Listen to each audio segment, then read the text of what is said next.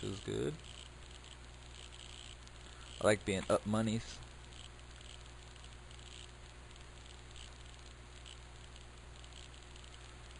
Holla, holla, holla. Yeah, so, um, manage pages.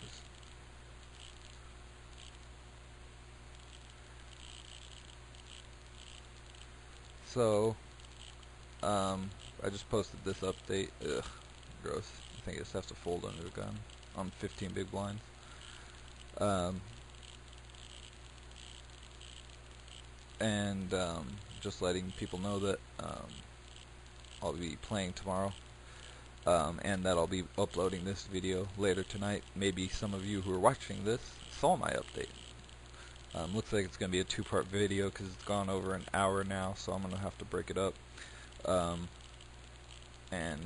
Yeah, but it'll be pretty good no matter what. It'll be better if I win the whole thing, obviously, but we already got a second in a 45 man, so that's interesting anyways. And we're down to 272, which means I'm pretty close to doubling my buy-in at least, which I don't care too much about. Like I said, I want to get like around like 12th at least, which still got a long way to go for that.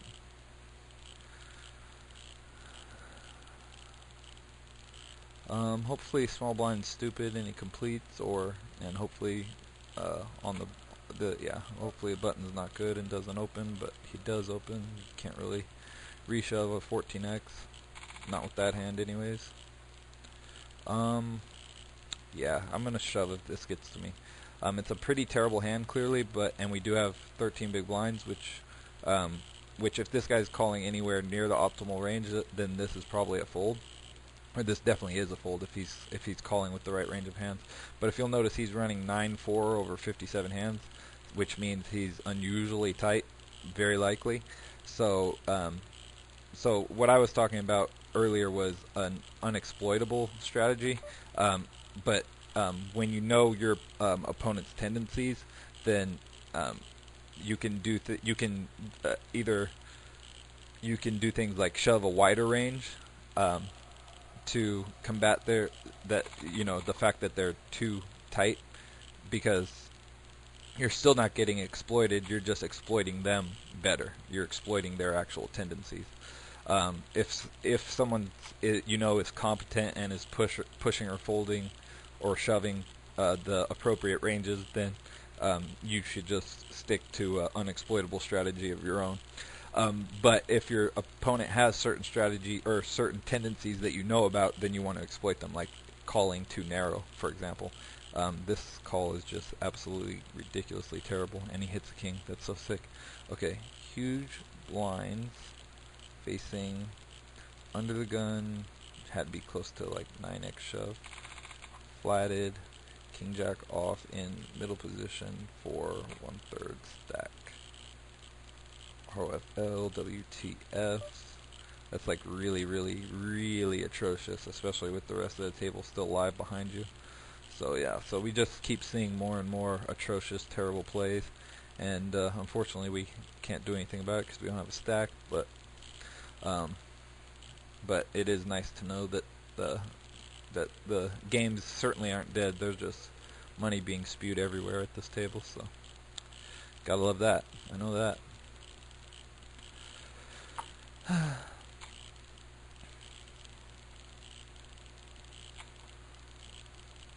It's a bad card for you, guy.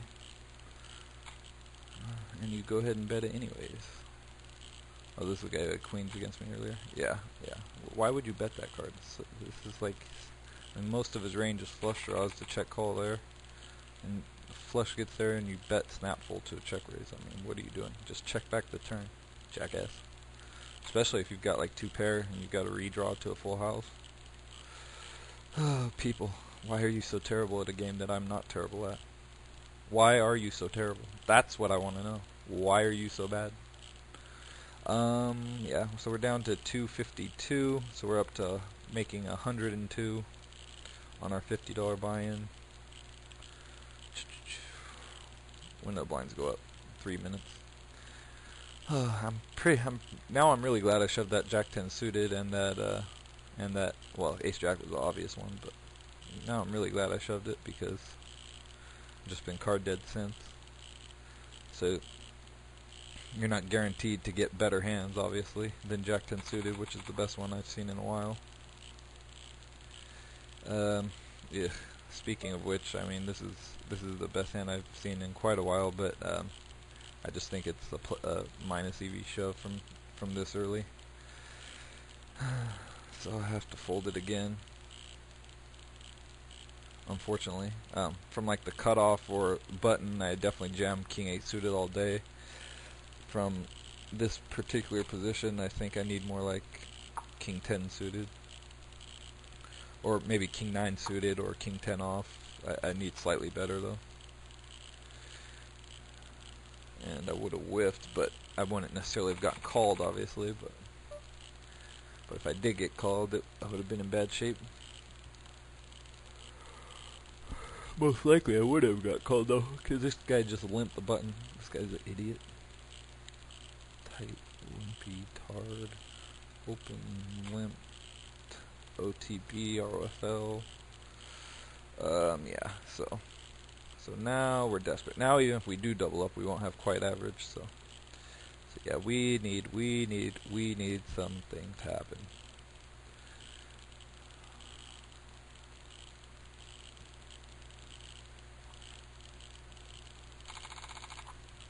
And that's a good thing to happen. And I would shove a very wide range here. I don't want to.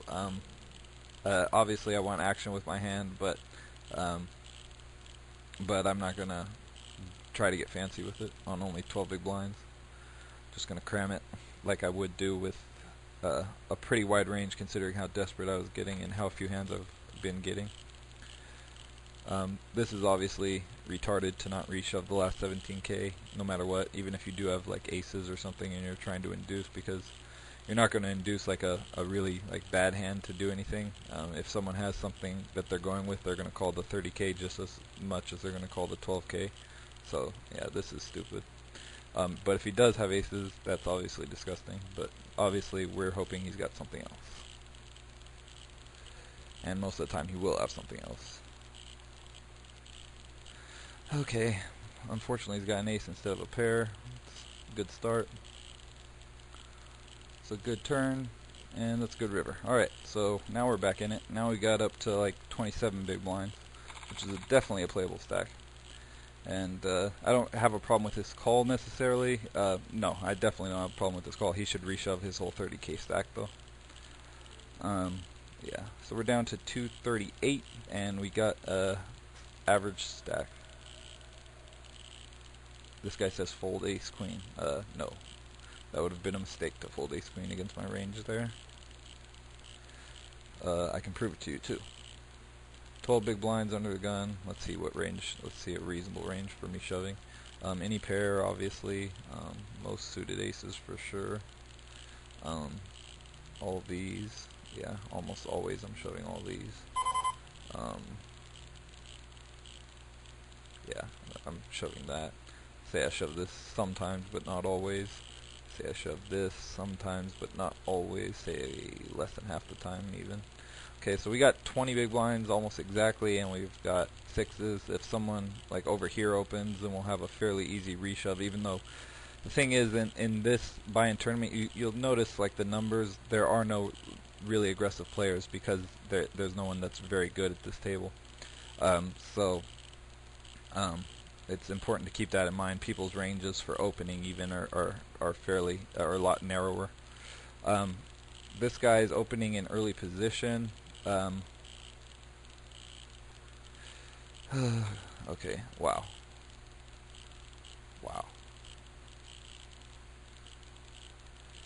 8k in the middle. I'm going to be pretty tempted to shove when it gets around to me. But yeah, ace queen suited is actually slightly ahead of my range there. Like even a fairly tight range for myself. Still got 52%, so that's a call. I'm getting like 4-1 to set mine here, and this guy's not going to be reshoving very much. He might even flat sometimes. I'm pretty tempted to do it even on our fairly shallow stacks. And that's what I'm going to do.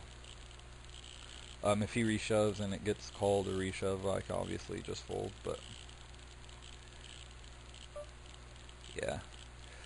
See, now the tricky part is we only have 2x pot, and sometimes sixes are good, but if it goes bet call or something, then obviously we can get away fairly easy.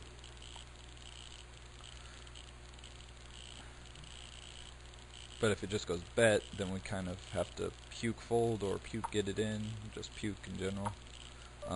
This guy checks back, and I find it very strange that either of these guys would check back if they had a pair themselves. And so unless the nines hit them, I think we're ahead most of the time here. I'm just going to bet here for protection. Or unless they flop like, this guy flop like 3 jacks or something, he might check.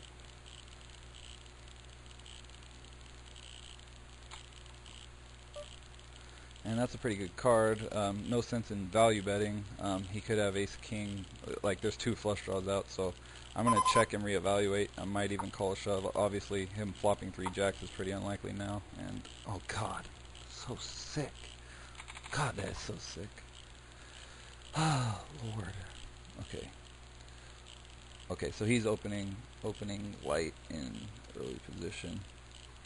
Open ace-9 off. So obviously, given what happened, this guy didn't have a pair. He could have had like ace-queen or something and called me, but whatever he had, it wouldn't have beat my sixes because he didn't have a pair, obviously. So a reshove would have worked there. He wasn't calling my reshove, and neither was he most likely. But if he did, I would have won the flip against him. Just when I note that people are opening like too narrow, which they are, guy opens light in early position. So sick. And he gets flatted at least somewhat light. This guy probably had something like ace-queen or ace-king maybe even. I doubt ace-king, but probably like ace-queen. So sick. Ace-9, so sick. Okay. God, the 9 is such a bad turn card. Obviously an ace is not a bad turn card because I just check and fold. In early position, 3 ways, check. Jack 3 deuce flop. Just call bet on 9 turns. Snap, checked, back, jack river. He probably should value shove that river. My range is hands like I have it. It's a pretty thin spot to shove for value, but not really. I mean, especially if he knows like that I wouldn't overflat anything except for pairs like 4s through, or like pairs like 2 pocket deuces through like pocket 8s or something. And even those I wouldn't always flat, but sometimes. And so then, and if I had like a set of deuces or trays, I'm obviously shoving on the river myself. So pretty much he should value. There's only 1 pot size bet left, and I might call with my 6s or 7s or whatever.